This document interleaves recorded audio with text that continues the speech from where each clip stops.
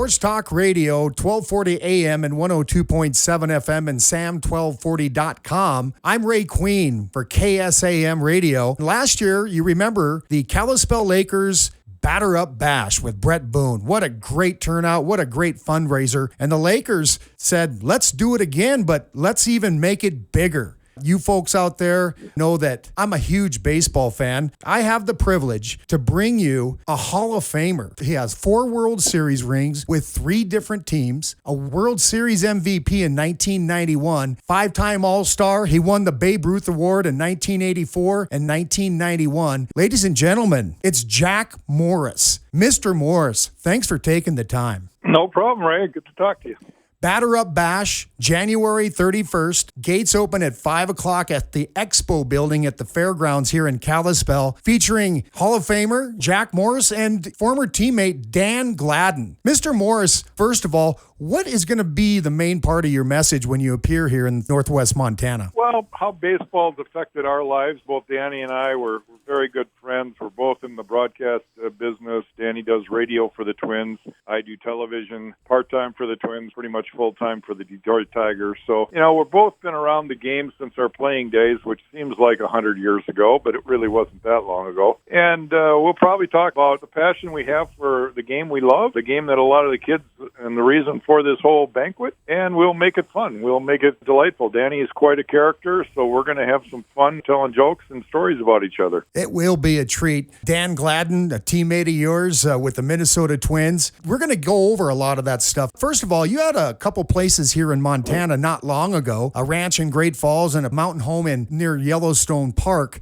Do you miss Montana? Oh, I certainly do. It's a case where I probably would have been farming forever if I could have figured out a way to make a living at it. And I know that's what every farmer in the world talks about, but it's the reality. I really enjoyed my 10 years in Great Falls area. Spent about 15 years in West Yellowstone. Truly miss the skiing and the snowmobiling and the fly fishing and hiking and all the wonderful things that offered me back in those years. Baseball is all-encompassing sport. When you're involved with it, you're either all in or you're not in at all. In order for me to get back into it, I had to kind of jump in 2 feet at a time, and it's taken me away from Montana. But I'm looking forward to getting back to Kalispell area and spending some time out in the Whitefish area. Well, farming, that's a lot of busy work. I'm sure that was good for you after retirement. Yeah, I had spent my life in the fast lane. Every day I go to work with 50,000 of my closest friends. Great Falls was a little bit more peaceful, and I enjoyed it. I loved working the land. I loved getting up early. I loved seeing sunrises and sunsets. And everybody that has farmed or knows somebody that does farm, it's a lot of work, but it's rewarding because you're your own boss and can't make excuses. It's Mother Nature blesses you, and you get lucky, or she doesn't, and you have a tough time. Let's talk about your career. You were 3-0 in the postseason in 1984, and you threw 2 complete game victories in the World Series for the Tigers. In 1991 with the Twins, you went 4-0 in the postseason that year with a complete game, 10 innings, Game 7 to earn MVP. Mr. Morris, you threw a lot of pitches back then. Yeah. It was a different time in baseball. There was no pitch counts. They did the eye test back then. The coach would look you in the eye and ask you how you're feeling, and he'd either trust you or he wouldn't. And based on whether you're still getting guys out, still being effective, it wasn't about, we have to protect this guy because if he gets to 100 pitches, his arm's going to fall off. Did you throw a lot of pitches when you were younger? I didn't really start pitching until college. I pitched a little bit in high school, but pretty much third base, shortstop back in those days. So, I let my body mature before I actually started exerting and putting a lot of pressure on my arm. And, I went through some tough times in the minor leagues. I got hurt my first year in the big leagues. I had tendonitis in my shoulder, and I got through it. Once that happened, I got on a really good weight program, and I stayed religious to it and kept my work ethic to a highest level I could just so I could stay in shape and not have to worry about getting hurt again. The batters, I understand, were pretty scared. You were wild, I hear. I always tell people I could throw the ball through the wall. My problem was, could I hit the wall? When and how did you tame things down and gain control at BYU? Well, I had a great coach. Glenn Tuckett was my coach there, and I had a really good pitching coach. Vernon Law, former Major League pitcher, Cy Young Award winner for the Pittsburgh Pirates. He was our pitching coach, and I think the two of them basically taught me, and just through observation, I realized that in order to be a pitcher, you got to throw the ball where you want to. Otherwise, you're just a thrower, and, in high school, I was a thrower, and I wanted to be a pitcher. So gaining control was something I worked on from that point on, and, learning a changeup, some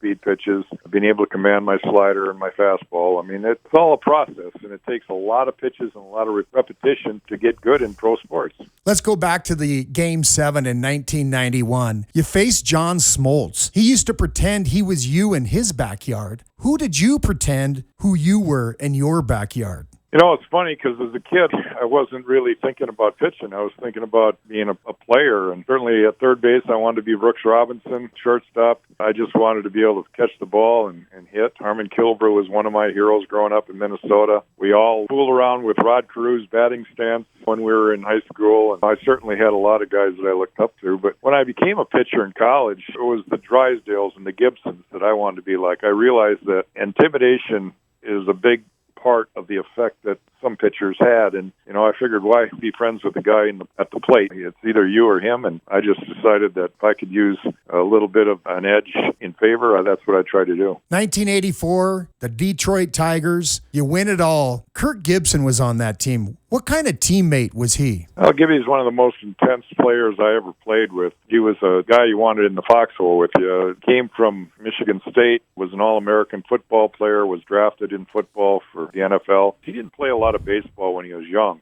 It took him a while to calm him down. It was a lot of trials and tribulations, and he certainly showed and wore his emotions on his sleeves. But one thing about Gibby is he was a smart player, and he learned a lot in those early years, and nobody wanted to win more than him. Did you get along with Mr. Gibson? Absolutely. You know, we were like brothers. We yelled and screamed at each other. We almost got in fights a couple times, but we cared about each other, and we realized that we could have a big impact in our clubhouse and in our dugouts.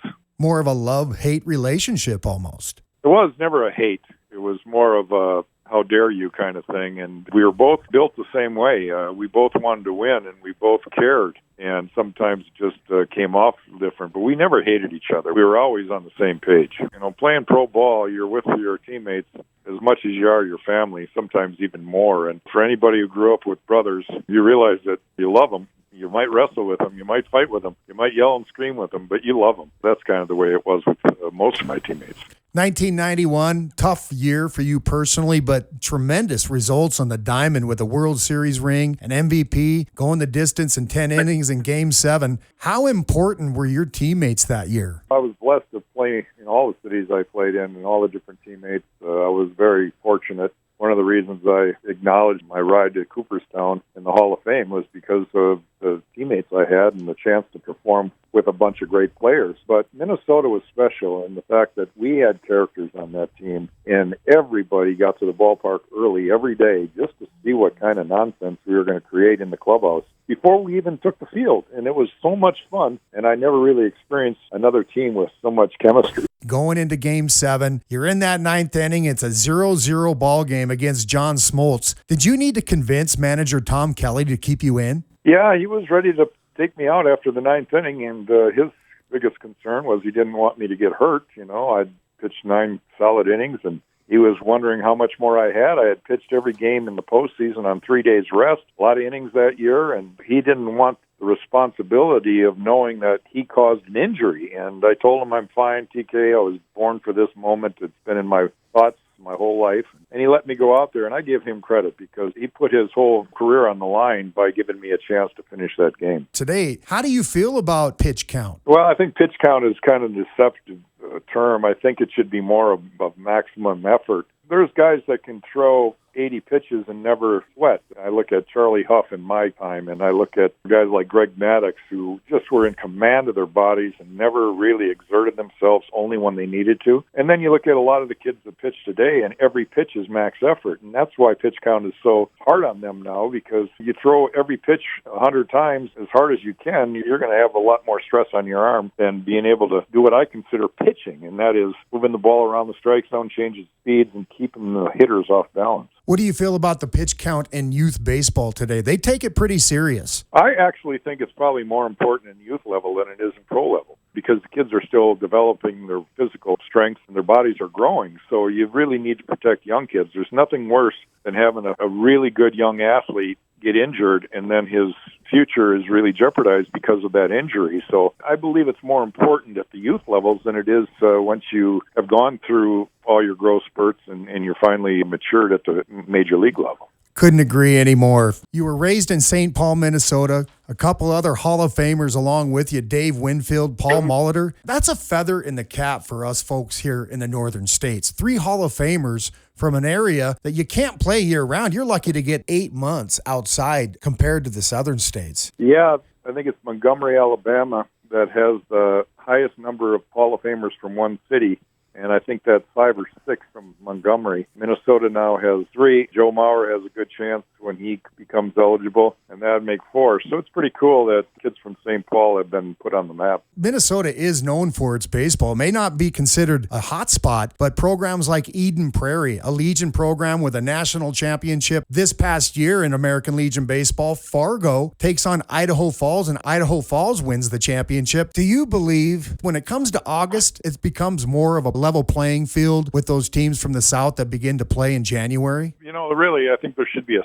study on the effects of playing a sport when you're young, year-round, versus the teams in the northern part of the country where seasonal sports change. And I've always been an advocate of kids playing multi-sports. I think it's good for their development, their athleticism, for their minds to not be always focused on one sport. It's a hard enough thing once you are fortunate enough to become a pro to deal with one sport, but kids should experience it all because they'll find their path. They'll know what their passion is at and what they're really the best at in as far as a particular sport. So I always looked at the kids in the northern part with snow on the ground. You know, it's a good time to take a break from baseball so that you really can put more energy into it once that spring grass starts growing. Let's move on to the broadcast world. You and former teammate Dan Gladden, both broadcasters. Dan Gladden for the Twins. You do part-time for the Twins and the Detroit Tigers. How special is that for you? Well, we kind of joke with each other. 2 guys that sat in the dugout and talked a lot of smack as players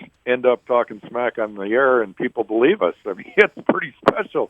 You know, I think it's something you learn. It's not anything you can go to school for. You know, obviously, play-by-play guys can go to broadcasting school and learn the skill of being able to navigate all the commercials they have to read and yet keep the fans in tune with what's going on in the field. And the analyst's job is basically to explain why. Why did that happen? What caused that play to develop the way it did? And, of course, Danny and I have been doing that for 40-plus years in pro ball, so it's something that I think has come natural for both of us. So is broadcasting a game easy for you? You know, I always say this, broadcasting is easy when it's a good game. It's a lot of fun when it's a good game. When the game moves along quickly, it's a blast to be in the booth. When it's a 4.5-hour game and you've seen 15 pitchers come and go and neither team seems to be doing anything offensively or they're making a tremendous amount of errors and mistakes, it becomes a job. And they're not necessarily the most fun things to call, but that's your job as a broadcaster. You somehow have always got to be honest and paint the picture so the fans can understand what is going on in the game. Amen to that. I think maybe the comedian might even end up coming out of you in a game like that. Yeah, and if it was syndicated, we could really have some fun. You know, we can't always say what we think. Friday night, January 31st, at the Expo building at the Flathead County Fairgrounds, Hall of Famer great Jack Morris and teammate and MLB great Dan Gladden. We're looking forward to having both of you here in the Flathead. When you're here, would you like to go skiing? I would if I had it 4 or 5 days. You know, I just don't have the time to do that. I'd like to get up to the mountain to see it because I've never been to Whitefish as far as the mountain itself. I've been to the city, but I never saw the hill. It was in the summertime, and the temperature inversions in the fall sometimes in that valley are pretty foggy, so I didn't get to see much when I was there in the winter. Did most of my skiing down in the Bozeman area, both at the Big Sky and Bridger Bowl, but I'd love to get up there just to see it because maybe that's in my future to get our family out there to spend some time on the mountain. You're going to have the best time because we want you to enjoy it. We really do appreciate you taking the time out of your day to do this interview and for coming up to do the fundraiser for the Batter Up Bash for the Kalispell Lakers on January 31st, Mr. Morris. I'm looking forward to it. I hope we have a good turnout. I know there's a lot of baseball fans in the state of Montana, and I hope everybody shows up. I know it's a small town in the northern part of the state. The more the merrier. We're going to have some baseball talk and a lot of laughs, so I encourage everybody to try to make it if they can. Get your tables reserved. VIPs are available. Go to KalispellLakers.org and get your table reserved today. It's going to be another fun night for the Kalispell Batter Up Bash, January 31st. Mr. Morris, Jack Morris, thank you very much for your time. Thank you, Ray. Have a great day.